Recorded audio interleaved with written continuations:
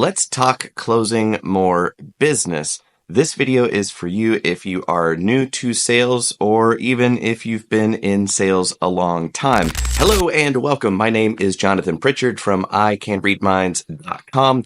I'm the founder of Zavant Enterprises, and I work with one of the country's best digital marketing agencies as their sales trainer, their sales engineer. I helped re-architect their entire sales process to help them land more business in less time with fewer salespeople.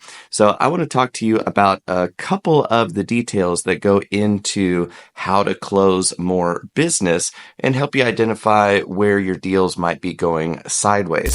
So these are just a couple of the biggest elements that I've seen time and time again from sales teams that want to reach their numbers more easily.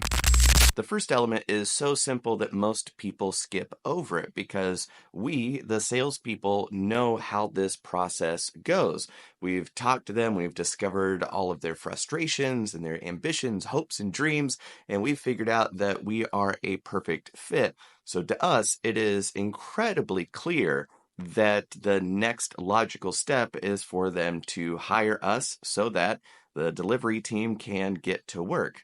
The unfortunate thing is that the client, this is the first time that they've been through our sales process, so they don't know that the next step is let's hire them.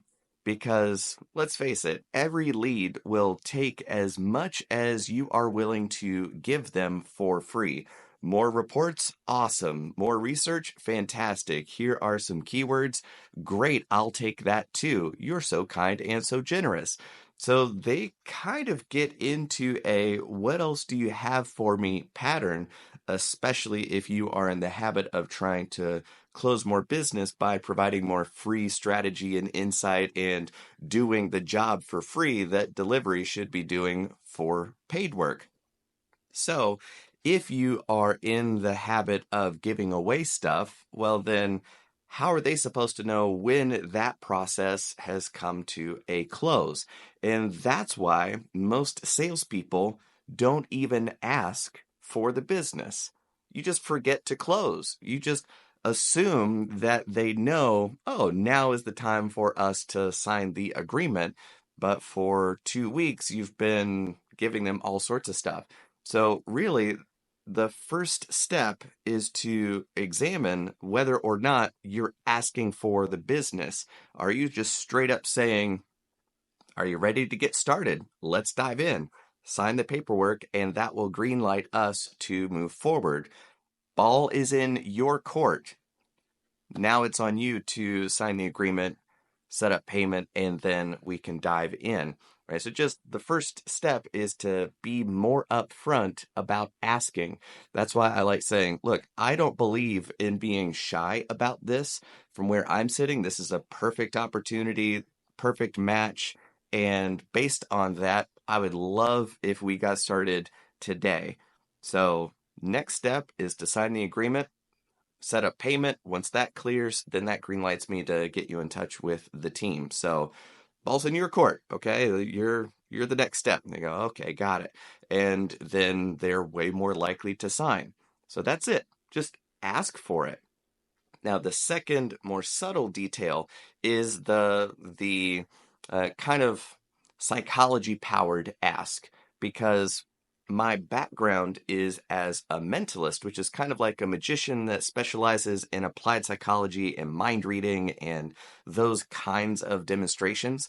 So that's a unique background. I've got more videos about that. But specific to this is that a lot of times I'll ask somebody to think of some detail that is really specific to them. No way that I could have looked it up on Facebook or talked to their friends about it, maybe the name of their first pet or something like that. And if I get it right, if I'm able to tell them what that pet's name is, they're so freaked out that their first reaction is, no, that's not it, even though it is. They're not trying to be a jerk. They're not trying to make me look bad. They're not trying to do anything like that. It's just so impressive and it's so bewildering that they just go, no, no, this isn't happening. No. So people will say no in order to stay in control of the situation. And it's not even a conscious thing, it's just what happens. So you can use that to your advantage by setting up a situation where them saying no will move forward. So you can say something along the lines of, would it be absolutely crazy if we moved forward today? And they're like, no. Oh, so it's not crazy. So let's go. Sign the agreement, set up payment, and we'll get to work. So a lot of salespeople have heard of the NLP, the neuro linguistic programming, applied psychology gurus from the 70s of you need to get lots of small yeses to get them to the big yes of working together. But most people know about that.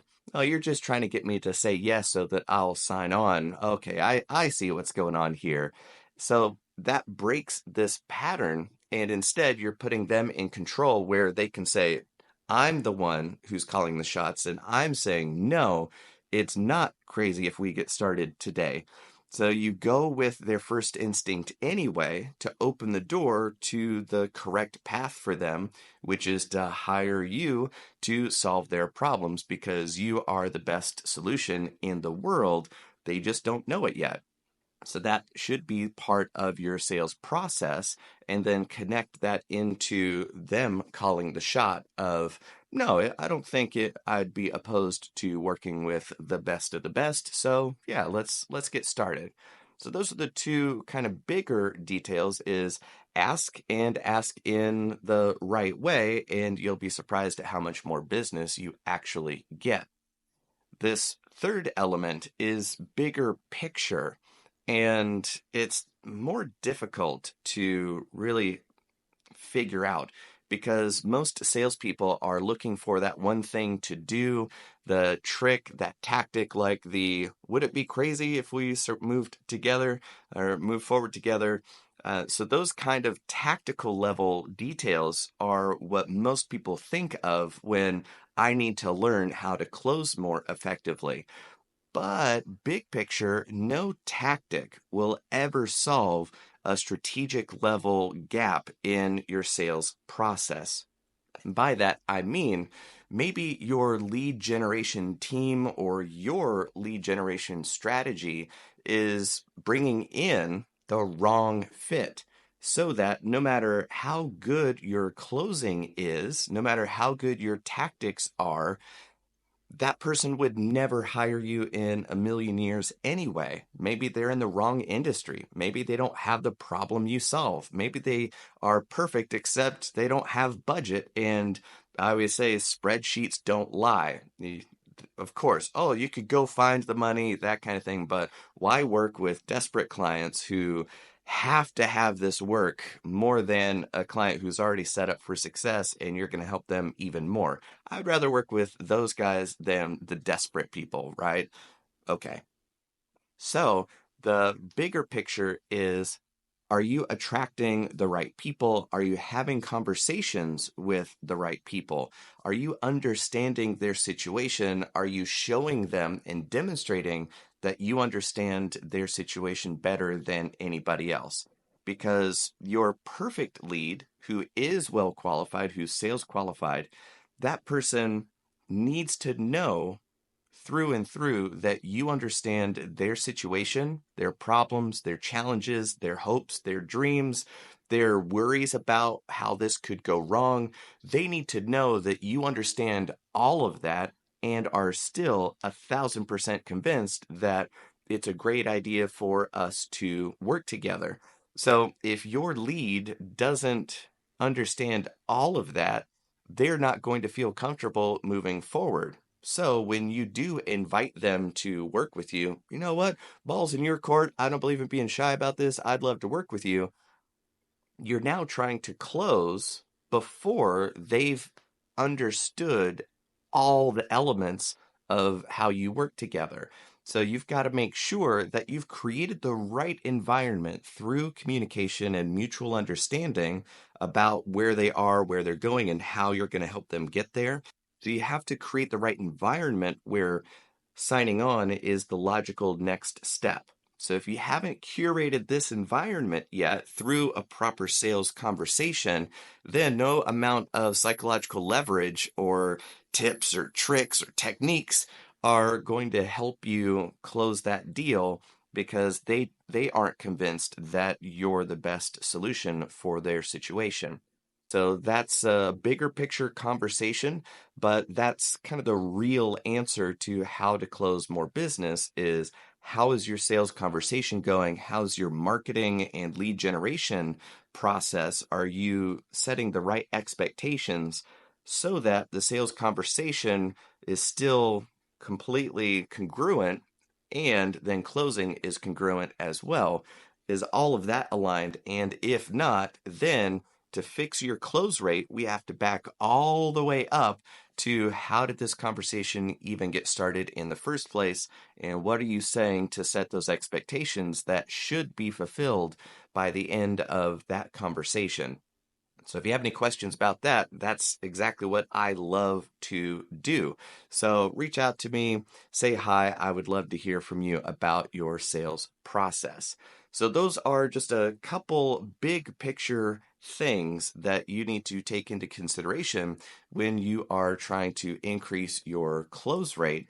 And if you have any other questions about the sales process or how those conversations go or what lead generation is and how to do it, hit me up in the comments. I would absolutely love to know what your biggest challenges are with sales so that we can kind of dive in and get you what you need.